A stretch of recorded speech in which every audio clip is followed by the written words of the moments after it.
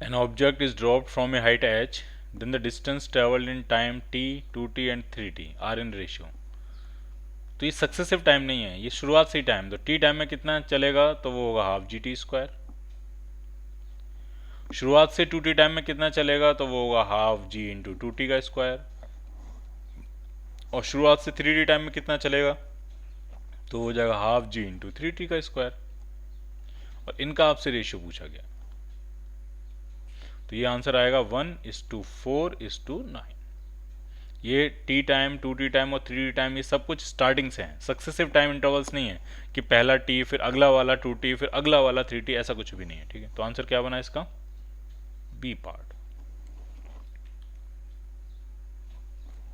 72 अच्छा क्वेश्चन है, इसको ढंग से समझना है। A body is thrown vertically with upward with velocity u, u से फेंका हमने ऊपर की तरफ। The ratio of time at which it is at a particular height h is 1:2। तो कुछ इस तरह की सिचुएशन है इसमें। एक बॉल को आपने ऐसे ऊपर फेंका यहाँ से किसी वेलोसिटी यू से, तो ये बॉल इस तरह से ऊपर जाएगी, टॉप मोस्ट पॉइंट पे पहुंचेगी, एक मोमेंट के लिए रुकेगी और ये वापस आ जाएगी।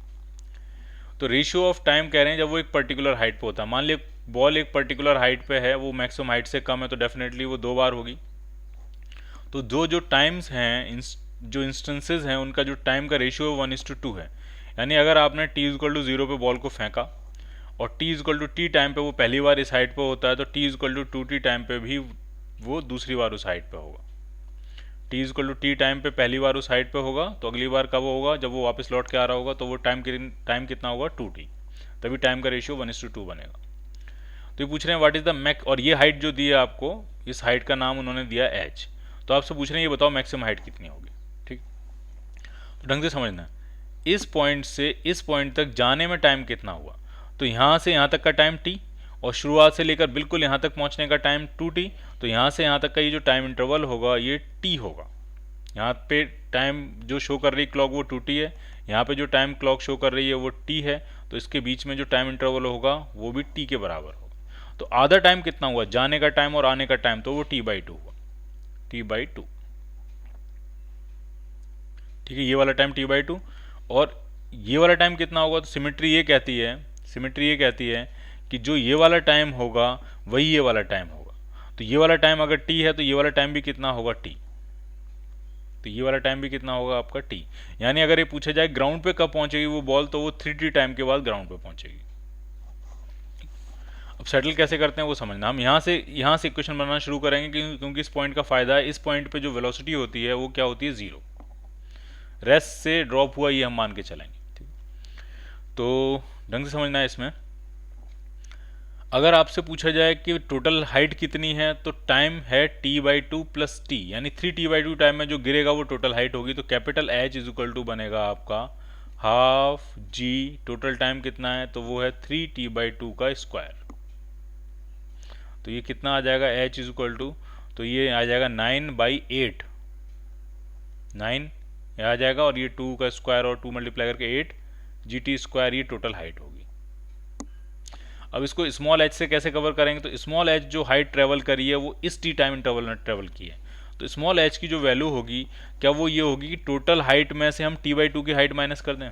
तो टोटल हाइट कितनी है, टोटल हाइट है आपकी हाफ जी 3t/2 का स्क्वायर, माइनस ऊपर वाली हाइट कितनी होगी तो हो जाएगी हाफ जी t/2 का स्क्वायर। तो अगर हम हाफ जी कॉमन ले लें तो ये आपका 3t/2 का स्क्वायर हो गया, मतलब 9t²/4, माइनस t/2 का स्क्वायर, तो ये हो जाएगा t²/4। तो 9t²/4 माइनस 1/4 तो होगा 8/4, 8/4 का मतलब 2t², 2 से 2 कैंसिल आउट, तो ये gt² आ जाएगा। और gt² की वैल्यू जो है वो स्मॉल h के बराबर है। अगर हम यहाँ पुट कर देंगे तो कैपिटल H जो आपका आ जाएगा वो आपका आ जाएगा 9/8 टाइम्स स्मॉल h। तो मैक्सिमम हाइट जो है वो 9/8 टाइम्स स्मॉल h के बराबर है। तो ये कैलकुलेशन आसान इसलिए हुई है क्योंकि हमने मोशन स्टार्टिंग से नहीं देखा, इसमें u का कोई रोल नहीं है, इसमें u का कोई रोल नहीं है। हमने मोशन देखा वो टॉप मोस्ट पॉइंट के बाद का मोशन देखा, डाउनवर्ड मोशन देखा जब वो ये वापस आ रहा है। और टॉप मोस्ट पॉइंट के पास खास बात यह है कि उसकी इनिशियल वेलोसिटी क्या होगी, 0। C part.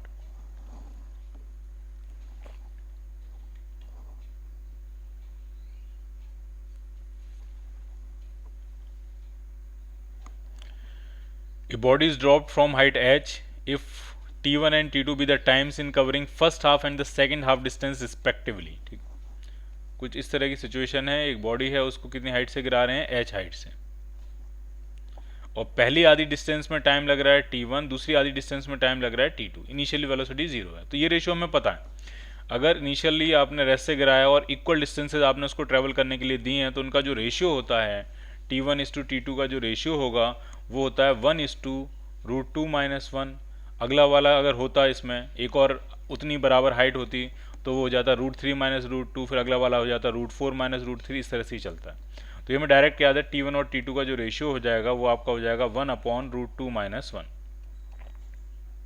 t1 is equal to t2/√2-1, so the answer will be D part.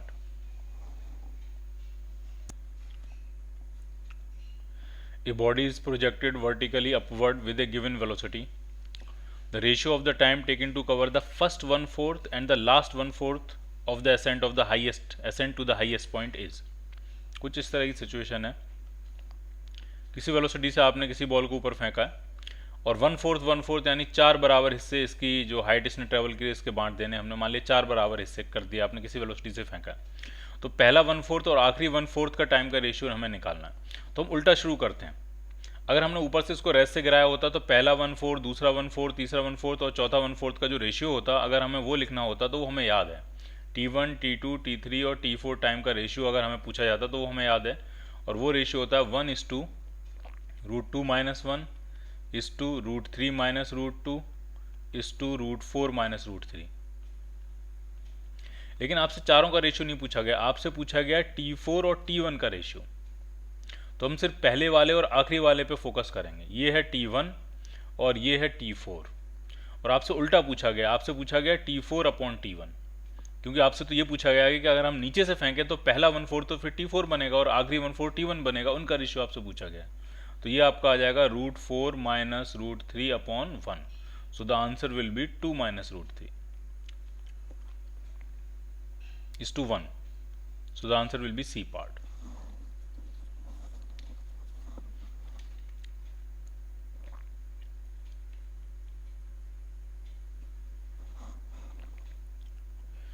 A man in a balloon rising vertically with an acceleration of 5 meter per second square releases a ball 2 seconds after the balloon is let go from the ground। ठीक है, एक balloon को आपने नीचे से release किया, वो ऊपर एसलेट कर रहा है 5 के एसलेशन से, और 2 सेकंड के बाद किसी हाइट पे बैलून पहुंच गया होगा, कुछ वेलोसिटी आ गई होगी उसके पास, और आपने एक बॉल को रिलीज कर दिया।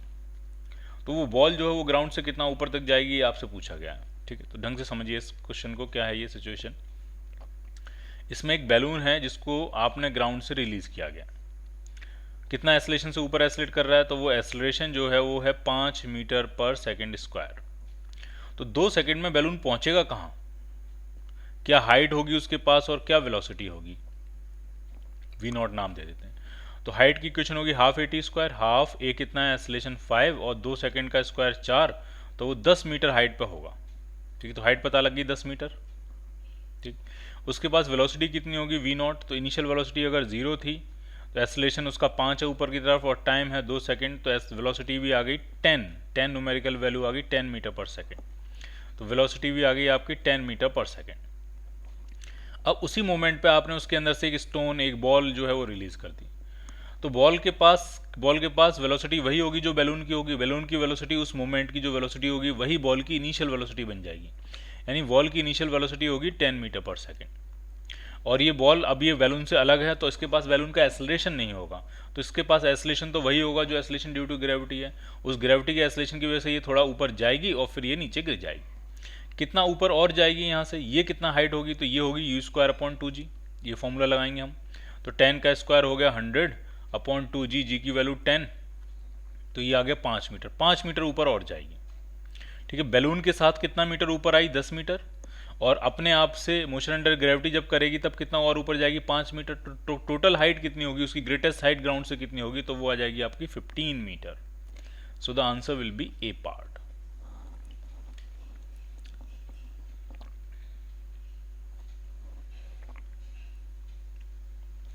ए ball is projected upward from the foot of a tower, किसी टावर के फुट से एक बॉल को हमने ऊपर प्रोजेक्ट किया है, और जो बॉल है वो उस टॉवर के टॉप को 2 बार क्रॉस कर रहा है after an interval of 6 second. 6 second के इंटरवल में उस टॉवर को क्रॉस किया उसने। तो इसका डायग्राम बना लेते हैं, कुछ इस तरह की सिचुएशन है।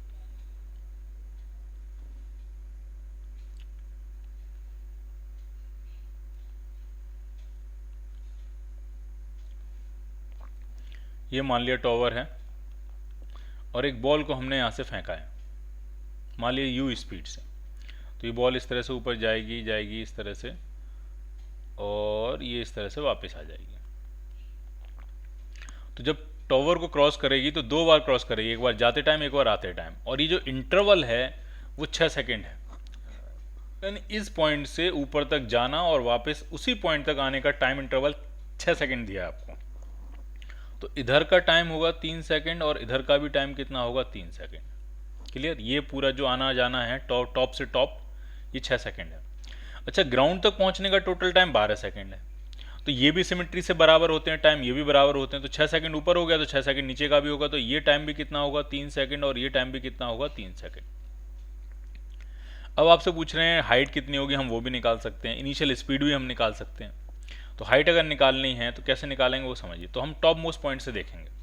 टॉप मोस्ट पॉइंट पे जो वेलोसिटी होगी वो क्या होगी 0, और वहाँ से नीचे तक आने में टोटल 6 सेकेंड्स लगे हैं। तो टोटल जो मैक्सिमम हाइट होगी वो हाफ जी टी स्क्वायर से हम निकाल सकते हैं। जी की वैल्यू 10 डाल देते हैं, टी का स्क्वायर, तो ये 6 का स्क्वायर बनेगा 36। So the answer will be 180 metre. जो हाइट होगी, मैक्सिमम हाइट होगी, वो होगी 180 मीटर। लेकिन हमसे मैक्सिमम हाइट नहीं पूछी, हमसे तो टॉवर की हाइट पूछी। तो मैक्सिमम हाइट में से पहले 3 सेकंड की हाइट अगर हम माइनस कर देंगे तो टॉवर्स की हाइट आ जाएगी। तो पहले 3 सेकंड की हाइट अगर मैं कहूँ स्मॉल h है तो वो कितनी होगी, तो वो 3 सेकंड की हाइट है। तो हाफ जी 3 का स्क्वायर करेंगे 9, तो ये आ गई 45 मीटर। तो जो टॉवर की हाइट होगी वो जाएगी टोटल हाइट माइनस ऊपर वाली हाइट। तो 180 माइनस 45, 135 मीटर्स। B part. अब इस क्वेश्चन में यह भी फाइंड किया जा सकता था कि इनिशियल स्पीड कितनी होगी, क्योंकि टोटल आने और जाने का जो टाइम है वो आपका 12 सेकेंड है। तो टोटल टाइम ऑफ फ्लाइट जो होता है वो होता है 2u/g। तो 12 सेकेंड यहाँ डाल के आप ये भी फाइंड कर सकते हो कि आपने उसको कितनी इनिशियल स्पीड से फेंका हो। तो वो जो इनिशियल स्पीड है वो 60 मीटर पर सेकेंड आ जाएगी। क्लियर?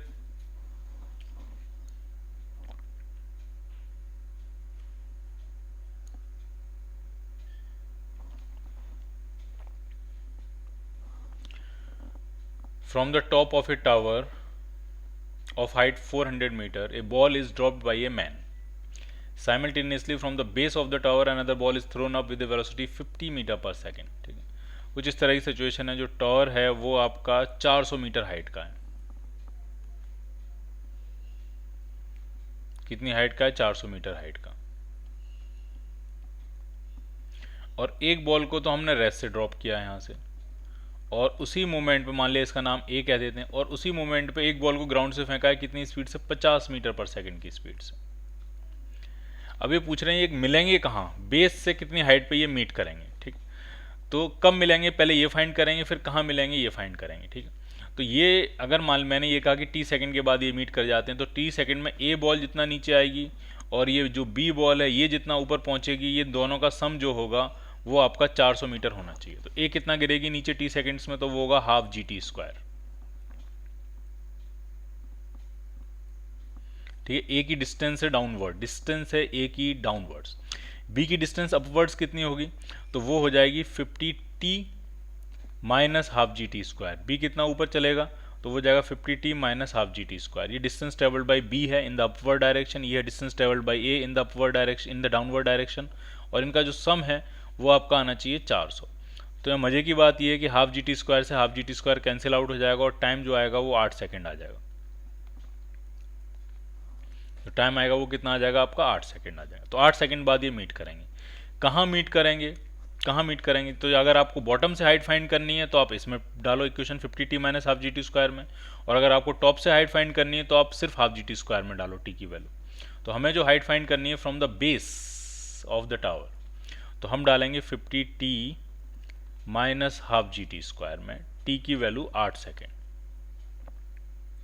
तो ये हो जाएगा 400 माइनस हाफ, जी की वैल्यू कितनी है, जी की वैल्यू 10 है और 8 का स्क्वायर 64, तो ये हो जाएगा 400 minus 320 metre. So the answer will be 80 metre from the ground. Ground से 80 मीटर ऊपर 8 सेकंड के बाद ये दोनों जो बॉल्स हैं वो मीट कर जाएंगी। C part.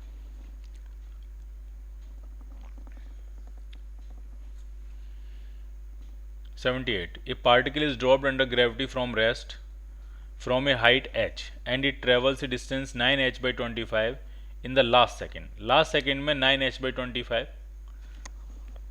ठीक, और h की वैल्यू आपसे पूछ रहे हैं, ठीक। तो आप आराम समझिए, h हाइट से आपने इसको गिराया और मैंने कहा t सेकेंड्स का मान लिया मोशन है, तो पूरे t सेकेंड्स में ये h हाइट ट्रेवल करेगा और जो tth सेकेंड होगा, जो लास्ट सेकेंड होगा, जो tth सेकेंड होगा उसमें ट्रेवल कितना कर रहा है 9h by 25। तो दो इक्वेशन बन जाएंगी। एक तो इक्वेशन बनेगी h is equal to half g t square, पूरे t टाइम में कितना ट्रेवल किया h, और अगली जो इक्वेशन बनेगी वो tth सेकेंड की इक्वेशन होगी, तो वो होगा 9h by 25 is equal to u तो जीरो ही है plus g by 2 2t minus 1। तो ये दो इक्वेशन बन गई। ये पूरे t सेकेंड्स में h गिरा और tth सेकेंड में 9h by 25 गिरा। अब h निकालना है तो सबसे पहले हम t निकालेंगे और t की वैल्यू डाल के फिर h निकलेगा। कैसे डालेंगे, h की वैल्यू यहाँ डाल देते हैं, तो कितने आएगी इक्वेशन, तो 9 by 25 तो ये है, h की वैल्यू कितनी है, half g t square is equal to इस तरफ कितना है आपका g by 2 2t माइनस 1। तो ये t में क्वाड्रेटिक इक्वेशन बन गई सिंपल, g by 2 से g by 2 कैंसिल आउट, तो ये आपकी आ गई 9t स्क्वायर, 25 से इधर मल्टीप्लाई करेंगे और सब कुछ इधर ले आएंगे तो minus 50t plus 25 is equal to 0।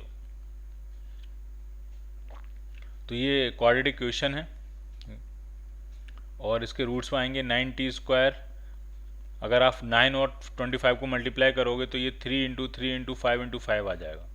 अब आपको 50 चाहिए तो 45 तो ये हो गया ये, और 5 ये 50 बन जाएगा, तो minus 45t minus 5t plus 25 is equal to 0। तो 9t यहाँ से अगर हम कॉमन ले लेंगे तो यहाँ बचेगा आपका t माइनस 5, और यहाँ से माइनस 5 कॉमन ले लेंगे तो यहाँ से भी बचेगा t minus 5 is equal to 0। तो एक ब्रैकेट में t minus 5 is equal to 0, एक में 9t minus 5 is equal to 0। तो टाइम आपका एक तो आ गया 5 सेकेंड और दूसरा टाइम आपका आ गया 5/9 सेकेंड्स। 5/9 सेकेंड पॉसिबल नहीं है क्योंकि ये 1 सेकेंड से भी कम है, ठीक है। 5/9 सेकेंड पॉसिबल नहीं है क्योंकि ये 1 सेकेंड से भी कम है, जबकि क्वेश्चन में कह रहे हैं कि आखिरी सेकेंड में कुछ डिस्टेंस ट्रेवल करी है, तो इसका मतलब टोटल मोशन 1 सेकेंड से बड़ा होगा। सो the answer will B 5 seconds. अब टोटल हाइट कितनी होगी, तो फर्स्ट इक्वेशन में अगर हम डालेंगे h is equal to half g t square, g की वैल्यू 10, t का स्क्वायर 25, तो ये 125 मीटर हाइट होगी।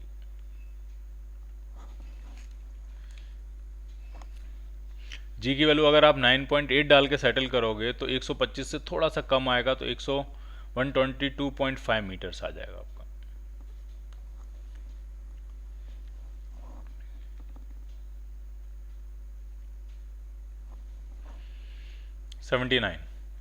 A stone is thrown upward from the top of a tower with some initial speed and it reaches the ground in 16 seconds. 16 second में वापस आ जाता है। Now it is thrown with the same initial speed downwards and it reaches the ground in 9 seconds. ठीक, तो कुछ इस तरह की सिचुएशन है। ये सारे क्वेश्चन जो टॉवर बेस्ड हैं, इसमें टॉवर से किसी को ऊपर फेंक रहे हैं, किसी को नीचे फेंक रहे हैं। तो एक बार बॉल को अगर आपने ऊपर फेंका किसी स्पीड से u से, तो ऊपर जाना फिर वापस नीचे आना और ग्राउंड तक पहुंचने का जो टाइम है वो 16 सेकेंड है। और एक बार उसी स्पीड से अगर आपने सीधे नीचे फेंक दिया तो ग्राउंड तक पहुंचने का जो टाइम है वो आपका 9 सेकेंड है। तो क्वेश्चन में ये कह रहे हैं कि in how much time will it reach the ground if the stone is allowed to fall freely under gravity from the same place. अगर वहां से रेस्ट से गिराएं, फेंके नहीं, अगर उसको रेस्ट से गिराएं तो कितनी देर में वो नीचे पहुंच जाएगा। ठीक, तो इसकी एक क्वेश्चन होती है, फॉर्मूला ड्राइव होता है, तो वो मैं आपको समझा देता हूँ। अगर आपने किसी हाइट से, किसी वेलोसिटी से ऊपर फेंका, किसी स्पीड से ऊपर फेंका और इसने t1 टाइम लिया, फिर उसी हाइट से उसी स्पीड से नीचे फेंका और इसने टाइम लिया t2, तो अगर आप उसको रेस्ट से गिराओगे उसी हाइट से, तो वो जो नीचे पहुंचेगा वो टाइम होगा अंडर रूट T1 T2।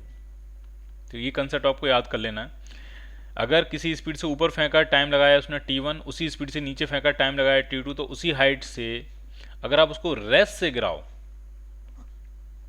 ठीक है, कैसे गिराओ उसको, रेस्ट से, या फिर उसको हॉरिजेंटली फेंक दो उसी स्पीड से या किसी और स्पीड से, तो उसको जो टाइम मिलेगा वो लगता है अंडर रूट T1 T2। तो यहाँ जो आंसर बनेगा वो बनेगा under root T1 into T2। So the answer will be 16 का अंडर रूट आएगा 4 और 9 का अंडर रूट आएगा 3, तो ये 12 सेकेंड में वो ग्राउंड पे पहुंच जाएगा।